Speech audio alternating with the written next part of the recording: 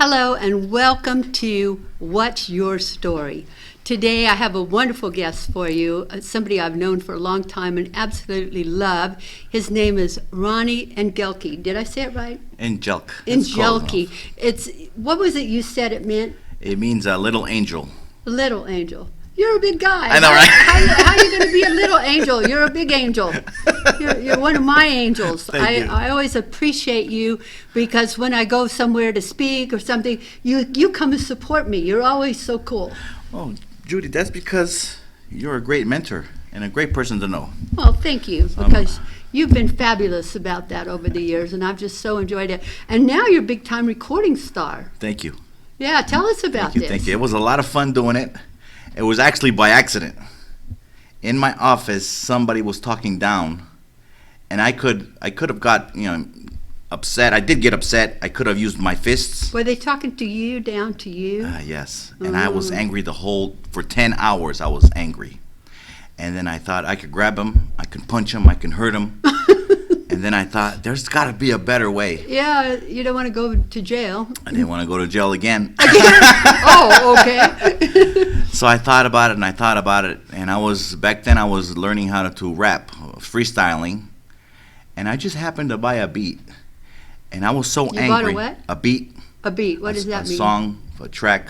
Oh, a track of music of a song, with a yes. beat. Oh, interesting. For I rapping. learned something. See, I'm old. Good. I just learned something good. But you're wise. That's the important thing. And I was so angry, and I took all that frustration and all the anger, and in 2 hours, I wrote my first rap song. Really? Because I was so angry. I was really upset, and it was called The Evil Eye. Mm. And so it goes, they try to give me the eye. Yeah, I know it's the evil eye, but I don't care what they think of me, 'cause I know I'm super VIP. Oh. So that's the little chorus I wrote, and then some verses, and I emailed it to everybody, all the staff. Texted the next day. The guy that was talking down says, "Ronny, you crazy? I love that beat." Wow. So that's how it started. That's amazing. That's how it started, and then I kept going and making more, and I thought, well, maybe I got something, Isn't it interesting how life sometimes rubs us the wrong way, but in the long run it paid off? Yes. And so back then I was driving limos. So I drove a lot of celebrities, and Damon John from Shark Tank was one of my clients. Mm. And so for like 2 or 3 years, I would tell him, I'm rapping now. I got a rap song. And he would say, I don't want to hear it. I don't want to hear it. Until one day he says, Ronny, I stubbed my toe. I'm in a bad mood. Let me hear your rap. So I started. It was a manifestation rap. It was perfectly, I'm the most famous person you have ever seen. Something like that. Yeah. So I started the rap. I put the beat on because we were in the SUV. And I started the rap.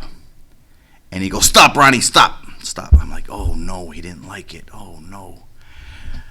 Let me put it on my Instagram, and you're going to start over. Oh, wow. So he put it on his Instagram, and right there I got fans. Because he put my name of my Instagram handle name, and yeah. That was super cool. Oh, yeah? Super cool.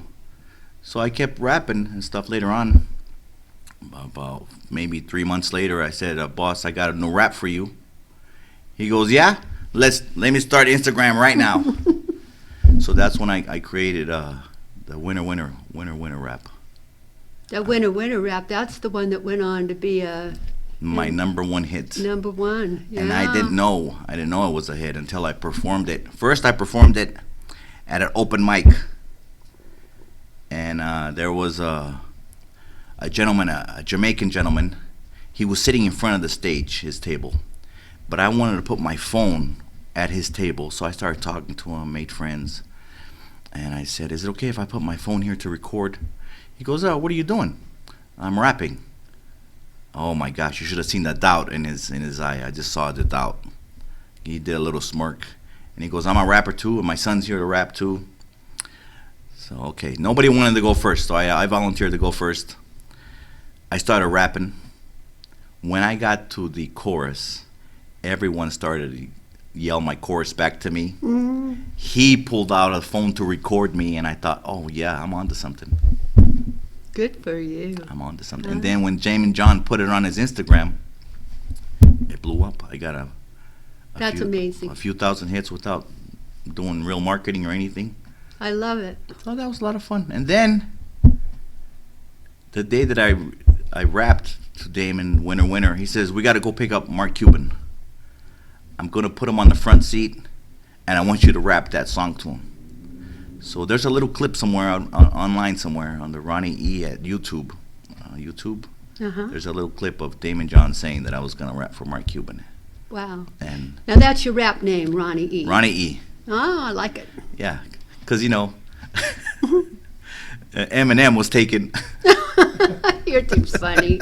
You're too funny. Now, is Winner Winner, is that the clip we have? That's the clip we have. Of Okay, Winner well, Winner. let's take a look. Well, let's look at it. Winner, winner.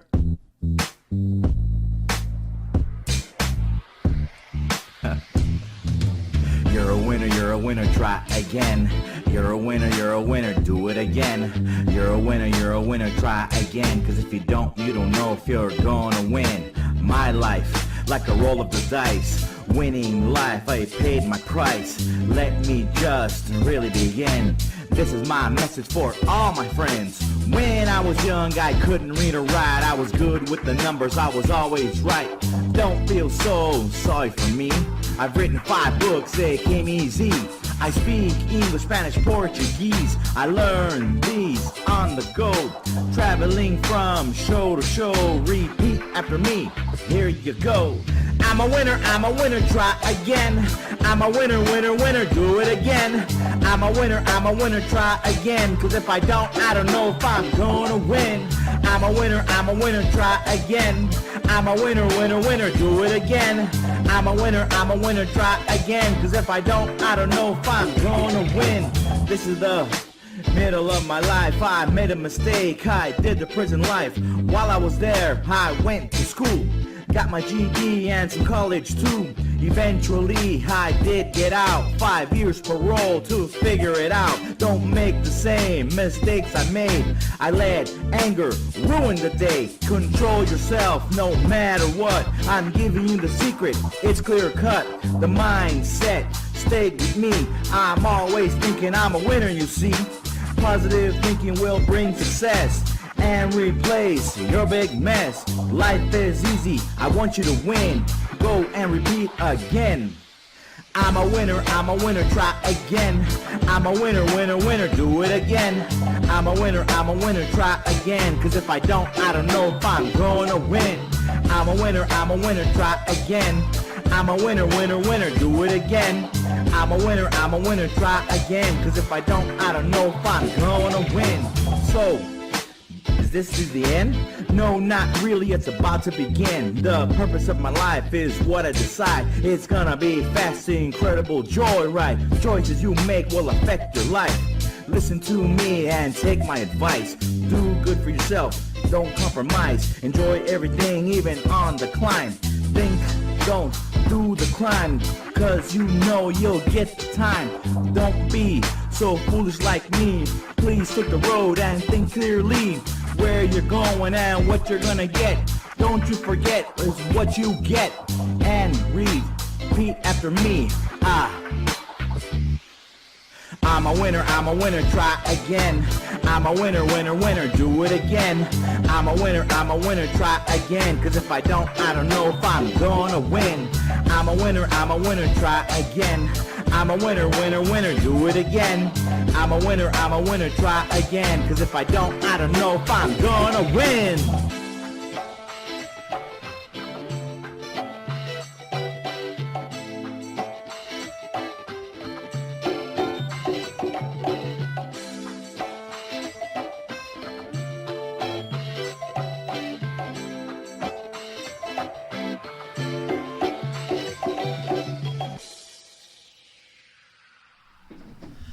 Whoa, I love it. I love it too. In the beginning, I use my shades. Everybody loves these shades, and I just use it because I need it for the sun. But everybody likes the effect of it. Well, you can keep them on. You look kind of like a thug with them on, though. You I know, look like a thug. a thug rapper. I kind of like stop people from doing what the negativity. Now, what about all this jewelry? Is it heavy? It's heavy. What's the joke I heard? To look like a superstar, you gotta dress like a superstar. But I can't see anything right now. Yeah, you're inside. You can take off the shades now. Yeah, I love it. I love it. You're so cute. I just try to have a good time in life, move forward, especially with everything falling apart the way it fell apart. I decided I'm going to be doing exactly what I want to do. I'm glad. Yeah. I'm glad because you're such a super person, and your life has not been easy. And it's not been easy. No, It's it has not not been been easy.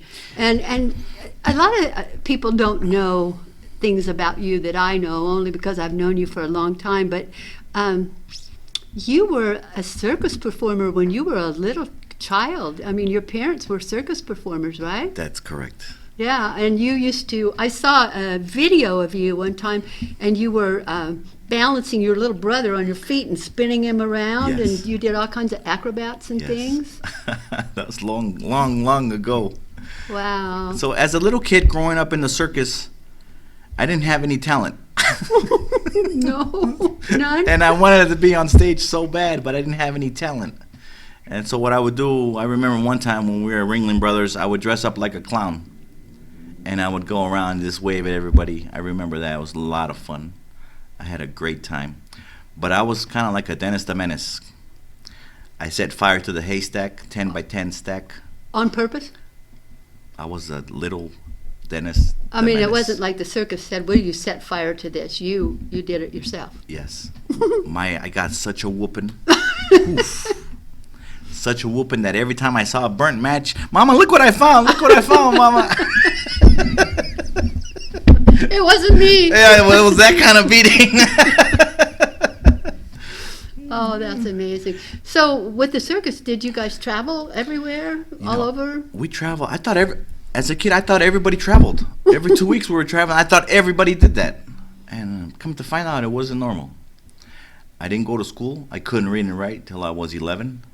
Amazing. Yeah, I hated going to the restroom because I could never tell if I was going to the men's restroom or the ladies' Oh, restroom. that's interesting. But nowadays, nobody cares. And you especially don't care. That's interesting. So then life goes on. I learned a lot of things at the circus, had a great time, travel a lot, visit many, many places, beautiful places. So I don't miss traveling at all. A lot of the people that are circus people are very interesting. Very, very interesting, don't you think? Yes, they are. Because some of the things they do is incredible. But to that person doing it, it's normal. Mm-hmm. It's nothing out of this world. Yeah. And I was one of them watching my dad. I always, when I had a chance to watch my mom and dad perform, I would watch them. And I always enjoyed them. Always. My mom and dad were jugglers. And my dad had a final act where he would juggle fire. Wow. I loved it, watching my dad. And then they bought chimpanzees. So then they became animal trainers. They made the chimp do backflips, handstands. And I was so jealous. They bought a bike, but for who? For the chimp? Yes. He got a bike the first and you bike, didn't? and I didn't. Nothing for me. I think I cried. Next year on Christmas is when I got a bike. But Yeah. boy got a I bike said, first. Listen, I could ride that bike in that act. That chimp doesn't need it. So we had Boy and Mickey. Hmm. Mickey was the one that hated me the most. Very jealous. These animals are very strong, very jealous. One time, my mom said, "Go feed the animals." We had one of those UPS trucks converted into for the animals to live in, and there was a big hole in the cage where you could put the food in. So while I'm putting the food in, Mickey was yawning, right, and then I was teasing him. Mm-hmm. The third time he bit me. Wow. He bit me. So now, because of this, I don't play guitar. Because he bit you and it messed up Yes. your finger? Yeah. Wow. And I thought, maybe I would be playing guitar by now. I would be playing guitar. Because now I'm learning how to sing and stuff. But the reason that I became a rapper is because I thought it was easy. Because when I was in prison... Did you find out it's not so easy? Exactly! When I was in prison, there was amazing rappers in there. Amazing guys. And I thought they were okay. I thought it was beneath me. But then when I got out, it's not as easy. Okay, you mentioned this prison thing a couple of times. So what were you doing in there? What got you there? All right, circumstances in life. Sometimes people do things they shouldn't be doing. It's like lighting a haystack on fire. Yeah. My mom got involved with a guy. He was a big-time drug dealer, Mexican mafioso. He was going to kill my mom. And I stopped him from killing my mom. And the only reason I'm okay talking about it now is because after learning how to do public speaking with everyone, I wanted to be a stand-up comedian. I took a class, and so talking about my story, I came up with a joke, and the teacher says, Ronny, every joke has some truth. Where did that come from? And I was super embarrassed because it's the class, everybody's there listening, and I started to tell them my story, and it gave me more courage because everybody was saying you should write a book. And so that's why I'm okay with writing and telling people my story. And it's helped me to also rap, because the rap that you heard is about my life. Truth, honesty. Don't let anger control your feelings. Don't let anger cause you to do actions you don't want to do. But this particular time, he was going to kill my mom. He threatened my mom. He shot at my mom one time. And I never called the police. I was just, I don't know, I was a young kid, I didn't want to get involved with the police and the legal system. I should have called the police the first time he shot at my mom, but not even my mom called. So I don't know. Makes you wonder, why we didn't. Why we do or don't do things. We look back on it, we go, oh, I should have done so and so. But you know what? You did what you knew how to do. Yeah, it's unfortunate. But at the same time, it's made me who I am. I walk around with an attitude of, if you do something wrong to my friends, if you were here to rob them or steal from them or physically hurt them or even try to kill one of my friends, you are dead. I walk around knowing that I could do that. And go eat a steak after. Oh, goodness. But I try to remain humble. I don't let that get to my head. Because I've driven a few celebrities that. Oh, I know you have. Got to their head. Let's stick with the prison story for a minute, because that drove you to write this book. Yes. Your what do they call these pseudonyms? My mugshot. Oh, that's my pseudonym. Pseudonym is Ronny Carson. Ronny Carson. And this is a true story, and it's the book entitled Overcoming Darkness. Overcoming Darkness, and it's Ronny's story about what happened, and you said fear made you do it. Fear. And what caused you to do this and to end up in prison. This is what this book is about, right? Basically, I wrote this book like a movie. It's got a happy beginning. In the middle is all the messed up stuff, going to prison, going to jail, all the stuff that happened. And then at the end, it talks about when I was doing stand-up comedy. Because I wanted to be a happy. I love happy endings. I don't like when a movie ends. No. With a negative tone to it. I don't like it when the hero dies.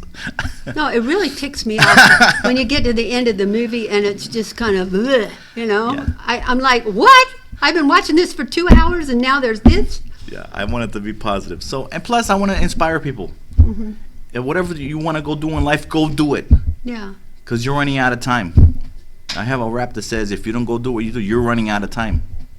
Yeah, there's a certain time when we're young, we don't think we're running out of time. No. But as we get older and time goes by, there's going to be an expiration date. Yeah, I remember when I was a young kid in school, and we would have summers, and the summer seemed so long. It was like, are we ever going to get to go back to school? Because the summer's so long, And now it's like every day I'm going, what? The day's over? I haven't even started yet. What do you mean?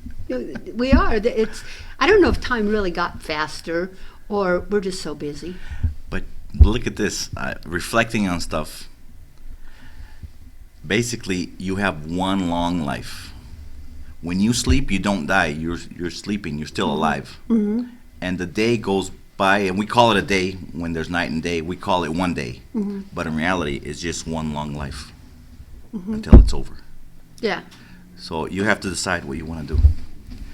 I got super blessed. I am super blessed of what I want to do. And now I learned how to be a DJ. That was a lot of fun. I'm also MC for weddings. That's cool. I'm getting a lot of stage time with the mic. Mm-hmm. Oh my gosh, what a help. So Darren Darren LaCroix, he always yeah. said stage time, stage time, stage time. Uh-huh. It makes total sense what he's saying. Yeah, it does. Because the more you do it, the easier it gets, and the better you get. And the better you get.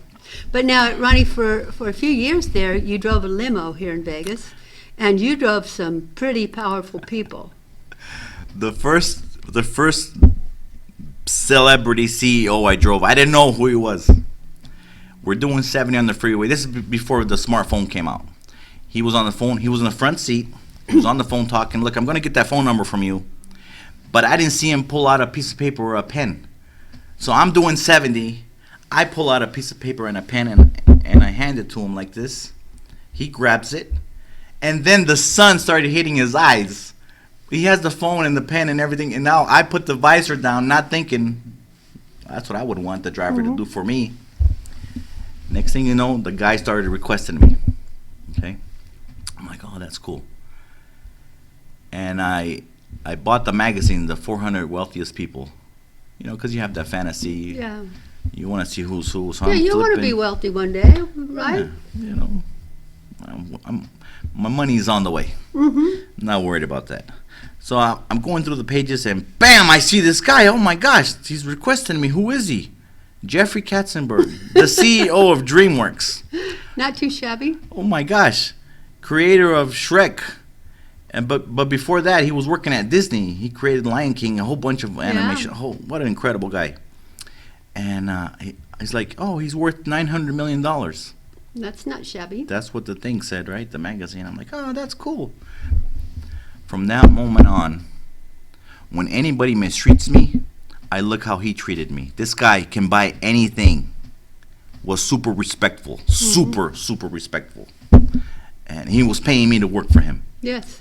And I'm thinking, if somebody's rude to me, man, why? Why you got to be like that? No wonder you're not as successful as you think you should be. You don't have the heart. You're mean to people. You need people to grow your empire. Yeah. Now, I understand you've driven Donald Trump. What was he like in person? Okay.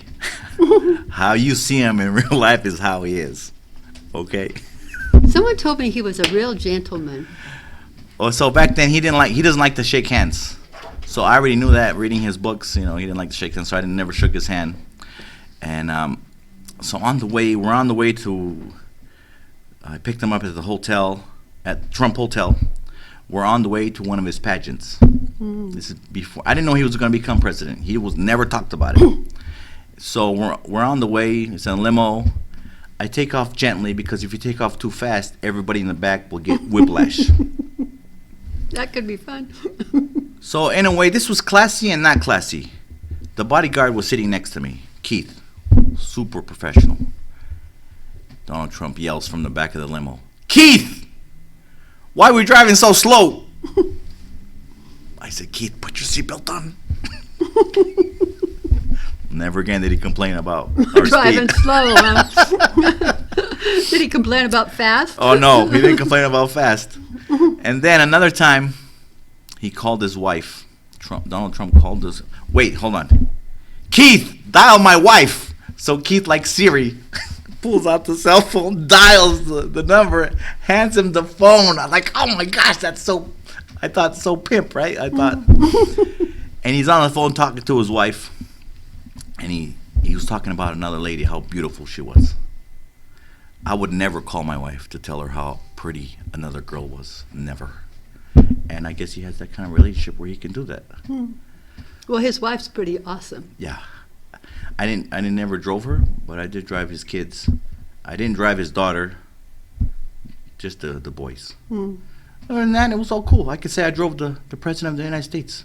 Yeah, that's kind of cool, isn't it? That's cool. I mean, I like what he did. Some people don't, some people do. I never really followed politics, but when he became president, I kind of followed, and I saw all the stuff that because he was a businessman. He did some amazing things. He was a businessman, and what he was trying to do, they hurt him. Yeah. They hurt him because they knew he wasn't really into what they wanted to do. Well, and I think, too, because he's so independent and outspoken, that a lot of people are very offended by that. I don't know why. The guy was super real. Yeah. Super real. I don't care if you whatever. Who was your people favorite think. person you ever drove? Oh my gosh, good question. And you know what? I cried when he passed away. Tony Shea, the CEO of Zappos. Oh yeah, he was a nice guy, wasn't he? He was an incredible guy. He would help people. You wouldn't even know he was helping them unless you were there. What a beautiful soul. He was kind of quirky, but who's normal? What is the definition of normal? Nobody I know. Yeah, you know. So he was my favorite. Oh yeah. Because he was more real, and he would do whatever he wanted, at any time, and help people whatever he wanted to do. I took him to a restaurant, and I get a text. Ronnie, can you find this bottle of wine for me? Bring it to me. So I go find it. I bring it to him, and he invites the chef out. He found out that the chef liked this particular bottle of wine. He did a shot with the chef. The chef didn't know who he was, but everybody had a great time. Because he says, what do you do? Oh, I work for Zappos, he would say. He would never say, I'm the CEO, I'm one of the founders. He would never say that. And I thought, wow. Yeah, see, I think when you are important, you don't have to try to impress people with how important you are. What's that little saying? A lion doesn't have to say he's a lion. I like that. I never heard that. Never? I never heard that a lion before. doesn't have to say he's a lion. Yeah, I guess he doesn't, does he? When I lived in Africa, they had a saying. How did that saying go? It was like every morning in Africa, a lion gets up and he has to outrun the fastest gazelle in order to survive the day. And every day a gazelle gets up and has to outrun a lion in order to survive the day. Wasn't that? So you make up your mind, are you going to be the gazelle or the lion, and how fast can you run? Never thought about that. Yeah, it's interesting. I'm a big lion. What did I say? A lion doesn't have to say he's a lion. I just said, oh, that's okay. Yeah, but you're not a lion. No. When's your birthday? March 22nd. Oh, that's right. You're the day before me. Yeah, Aries. Yeah, you're older than I am. I'm not as good looking as you are. Oh, you're pretty cute. I kind of like the way you look. Thanks. Yeah. So I'm just going through life. I want to inspire other people to do what they want to do. If you want to rap, go rap. If you want to sing, go sing. If you want to write a book, write a book. If you want to make a movie, make a movie. Do whatever you want to do creative. Don't worry about other people, what they think about you, because they're going to think about Most good or people bad. aren't thinking about you anyway. That's You know? another thing I discovered. We are not as important as you think you are to others. I know. That shocked me. It shocked me too when I was growing up. I was so concerned, what people would think of my hair or my clothes or my this or my that.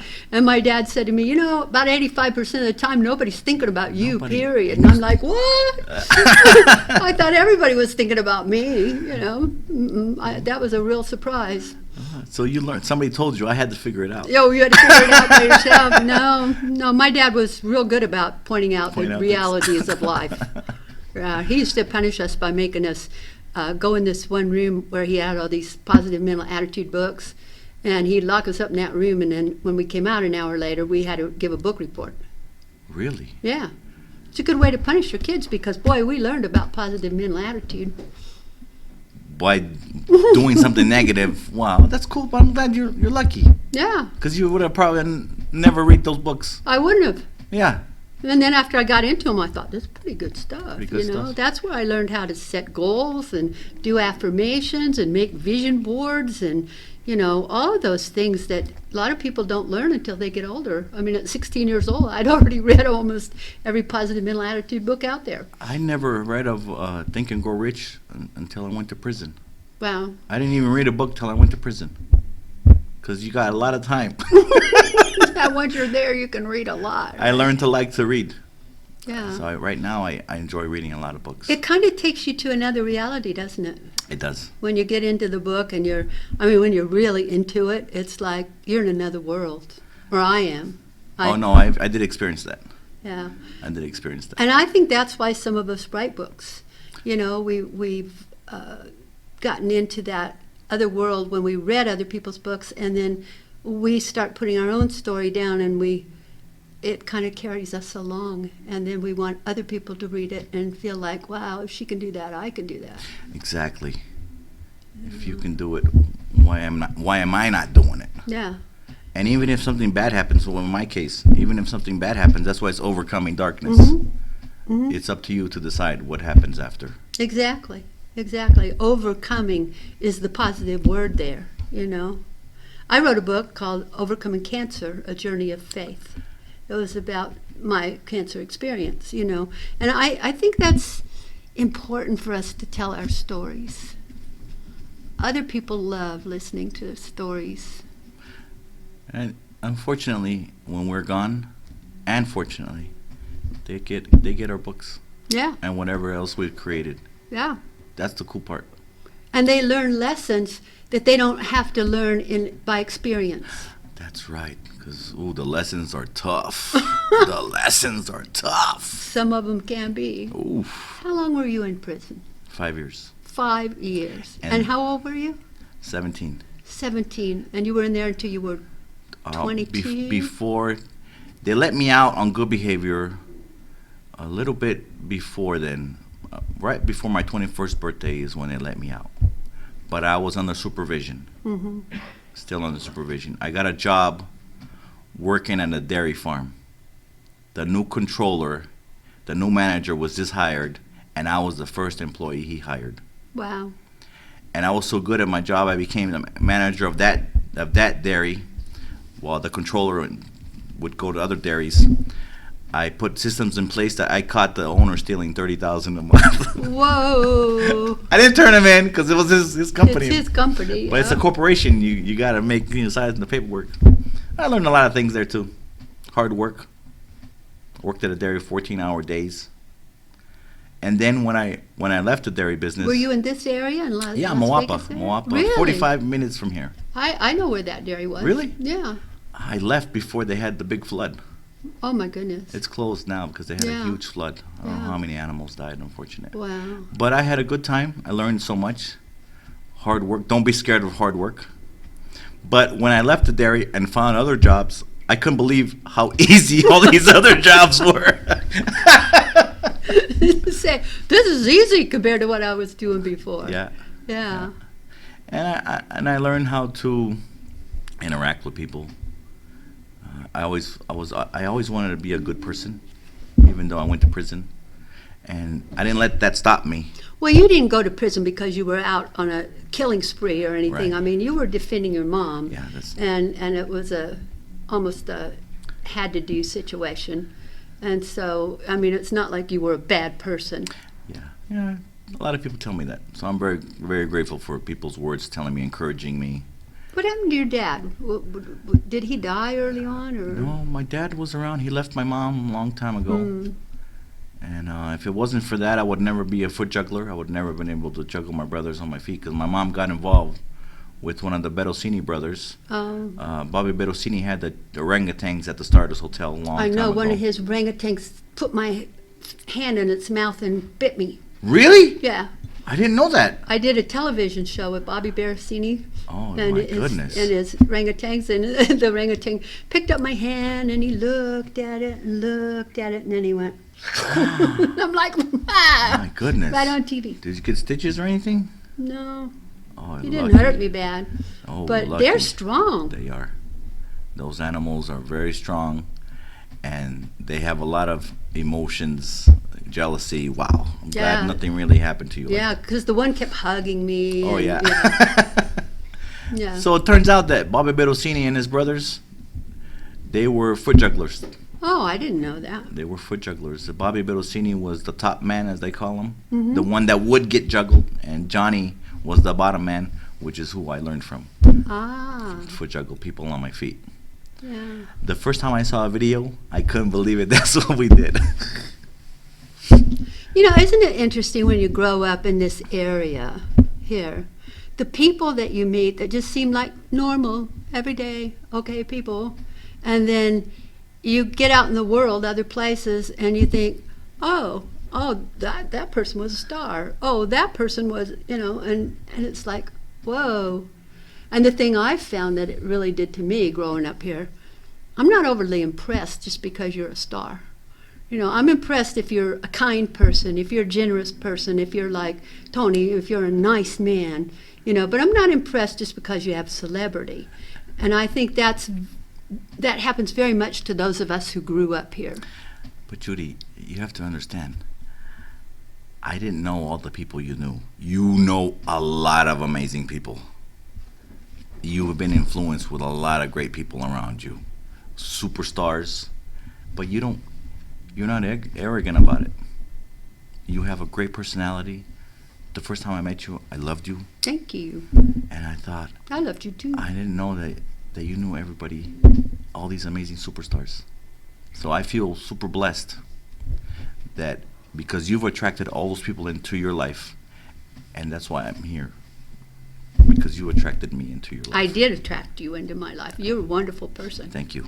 And I've just, from the day I met you, I've just loved you, because you're always positive. You've always got such a nice attitude. And I know life hasn't always gone the easy way for you. I know that about you. But you don't walk around going, poor me.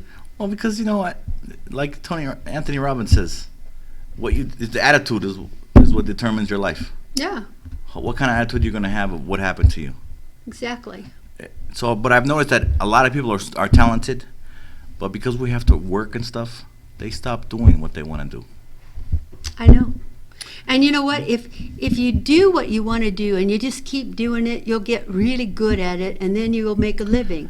But so many people are discouraged by, well, for instance, like because I do art, I hear a lot of people say, oh, you can't make a living doing art, so, don't do that. And then I get my students in my art classes, and they're like, well, I wanted to go to art school, but my dad told me I had to make a living, so I went to secretarial school instead, And I'm like, you want to make a living at art?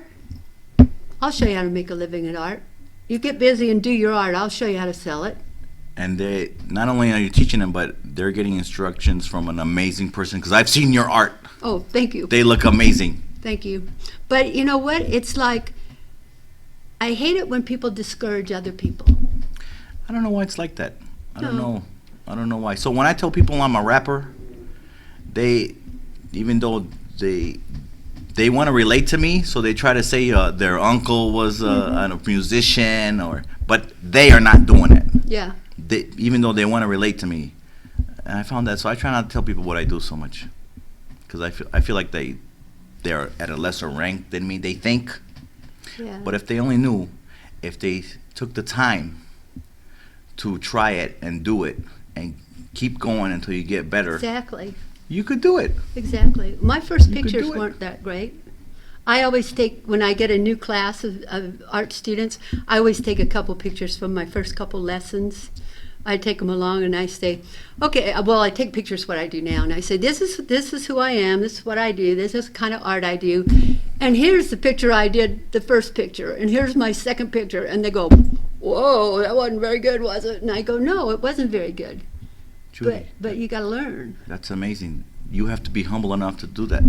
Well, That's I think amazing, it's 'cause you're important really for helping them. them. It's important for them to realize that you don't start out being the best at anything. Yes. You start out and you do something because you love it. And then you keep doing it and you get better and you get better, and one day you get really good. Gosh, I'm blown away right now. Why? Because you have to show them what the reality of things is first. and then you progress. Well, because they come into class, and you know what they say? They come into class and they say, you know, I've always wanted to study art, and now I'm here. This is my first art class, because in the second grade, my teacher threw my painting in the trash. Or when I was in elementary school, my teacher put up everybody in the class's pictures for the parent night, and they didn't put mine up on the board because it wasn't good enough. So they come in with that, I really have always wanted to do this, but I can't because it's not good enough. And that's why I show them mine. I say, Nice. this is what I did in the beginning. See this lion? My lion is so pathetic. I should show it to you. And I thought it was good. And my teacher said it was really good, and put it in a frame and hung it up in the gallery. I was so proud of it. But now I put it next to the ones I do now, and it was sad. You know? Yeah, but if you would have put a crazy price tag on it, it'd probably sell I don't $2 million. I don't think so. It was so bad. And now when I show them that, and I go, this was my first lion, and these are my lions now, and they go, oh, I see. So if I can do this, you can do You can it. do it. And I often tell people, I'm not the best art teacher in the world, but I am the best confidence teacher. And you are the most real. You are very real. Thank you. You're not going to sugarcoat it for them, No. but you're not rude either. No. You're very, you come from your heart. That's I was what I've noticed. speaking at the Italian American Club a couple weeks ago, Uh-huh. and they picked one of their members to introduce me.